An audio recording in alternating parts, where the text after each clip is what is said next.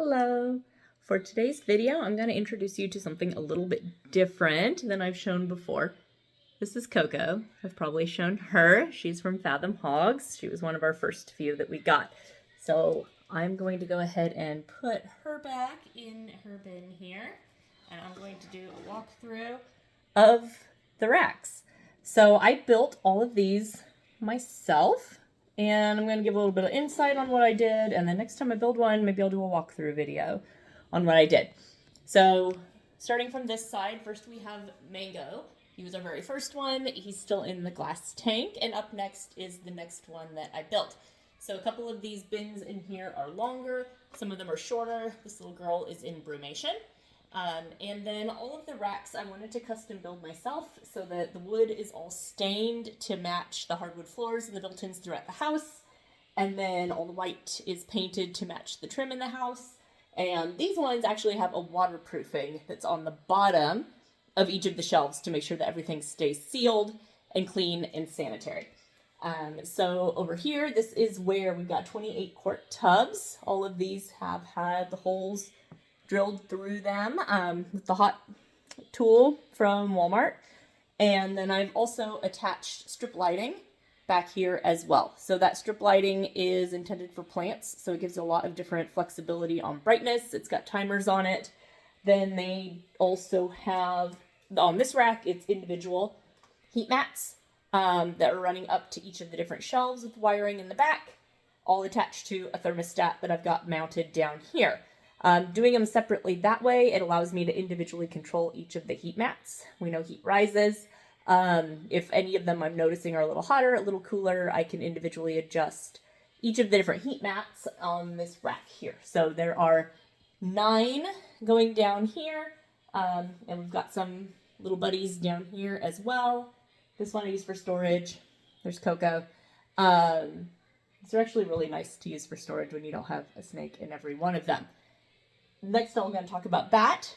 This is my light tower. So I noticed the plant lights only have timers up to 12 hours. So I needed to do something to get to a 16-hour stretch. I wanted a light tower that would reach all the way up to this one here. It's on a timer. So this one turns on at 6 o'clock in the morning. The lights that are built into each of the racks are built to go on at 10 a.m. and they go off at 10 p.m. and the light tower goes off at 10 p.m. as well. So everything is nice and timed. But this rack here is kind of a cool one. I want to walk you through this. Praline, she's just sitting up here on top. She's a big girl. She's right about 300 grams. So she is in a 41 quart. She's the only one that's in a 41. So I haven't built a full custom rack for that yet. Don't know if I'm going to keep the adult females in there. I guess it just kind of depends on what I think. I know a lot of breeders do them in the 28s. Some do the 41s. So we'll see how the girls go when they get older. Next rack I'll be building will be one that will look more similar to this one, but 6 tall and double wide, and that will go under Mango's tank as all the little ones over here start to grow. So yeah, this particular rack, the first one, I focused more on natural light. As well, you can see it has open sides on it. We're in Houston, so it doesn't get real cold. So I wasn't focused as much on retaining heat, which is different than what I had to do on this one. So this here is the rack with all the baby bins. We've got 2 rows here of little 6 quart tubs. These are my little shoebox size. And we've got babies, little ones in there. They are all right about 20 grams or less, those ones. And then down here is going to be your next size up. And these ones, hey, peanut butter. So peanut butter's up. Say hi, peanut butter. So these bins here are, these bins down here are that next size. There are 5 rows, 3 across. So we've got 15 of those. So 8 on the top, 15 on the bottom. All of these individual shelves here are built with melamine, so they are all sealed. And then I also, on this one, a little bit different, did build these little T-rails that are on here as well. So that way each of these gently glides in and out. So perfect little gap on the top. Air gap, they also have, Mocha, you just hissed at me.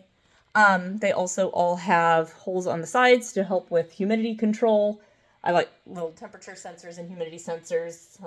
It's almost one per level that are in there as well. And they also all have their little matching bowls. These bowls are dishwasher safe, oven safe, so they can be fully sanitized in the dishwasher once a week so that we can make sure that they always have fresh water dishes as well. Rails are along the side here also, and I'll pull one out who's not going to jump out at me. So back behind each of these, you can see, is heat tape. So these ones actually do have heat tape built in as well. The baby bins on the top are on one strip of heat tape. The ones on the bottom are on a separate set of heat tape. And then when I did the melamine as well, I went ahead and routed a groove into the back of it back here. So I've kind of fished the heat tape through. This one I was noticing was getting a bit colder during the winter. It was harder to maintain an ambient temperature with that 4-inch heat tape. So I did later pull it out and I built a full back on it. So there is a back behind there. Every row also has the same lighting that I have on the other rack as well. And then what I added on this one to help supplement during the winter time, if it gets a little chillier, is I do have heat mats similar to what I have on the other one that are actually taped and staggered throughout the entire back on this as well. So if I need to plug in separate heat mats to supplement certain rows, I'm able to do that as well to really make sure that I get the right temperature gradient and still give them that tummy belly warmth that they like. Strawberry's watching. And make sure that they have what they need as far as humidity control and temperature goes on there as well. But yes, so these are all custom built. This rack is melamine and pine, select pine. All the sides are stained. The top is stained, all to match the furniture in my house, my desk, because we're here in my office as well.